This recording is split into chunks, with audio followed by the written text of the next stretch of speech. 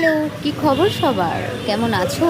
আমি তো বেশ ভালো আছি। আশা করি তোমরাও খুব ভালো আছো। তাই আমার এই বেশ ভালো থাকার মধ্যে দিয়ে আমি নিয়ে চলে এসেছি তোমাদের জন্য ফেব্রুয়ারি রিসেপশন পার্টিতে কি কি মজা করলাম সবটাই শেয়ার করব তোমাদের সাথে।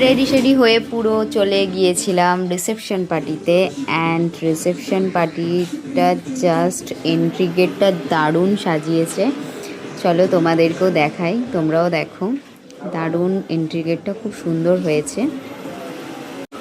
এন্ট্রি গেটে প্রবেশ করতে করতে চলে গিয়েছিলাম মেন জায়গায়।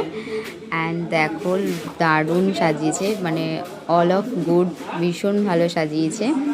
অ্যান্ড ওই যে দেখা যাচ্ছে নতুন দম্পতিকে।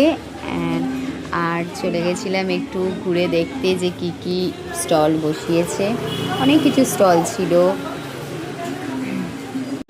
এত ভিড়ে স্টল দেখতে দেখতে আমি তো হাঁপিয়েই গেলাম। এখানে গরম গরম ছেলেপিঠে ভাজা হচ্ছিল। সব কিছু দেখতে দেখতে আমি তো পুরো হাঁপিয়েই গেছি। আর তাই চলে গেছিলাম একটু গলাটা কি ভিজিয়ে নিতে।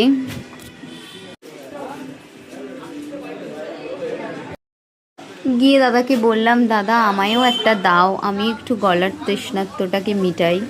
কিন্তু দাদা আমাকে দিল না। তারপর অ্যাটলিস্ট দাদাটা রাজি হলো, হ্যাঁ আমাকেও দেবে। তাই এখন তৈরি হচ্ছে আমার তৃষ্ণার্ত মেটানোর জন্য ঠান্ডা ঠান্ডা কুল কুল গ্রিন ম্যাঙ্গো মকটেল।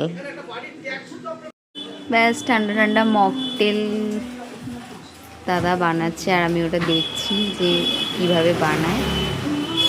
তা বলে আমি স্টল দেব না, দেখে রাখছি কখনো বাই এনি চান্স যদি করতে পারি।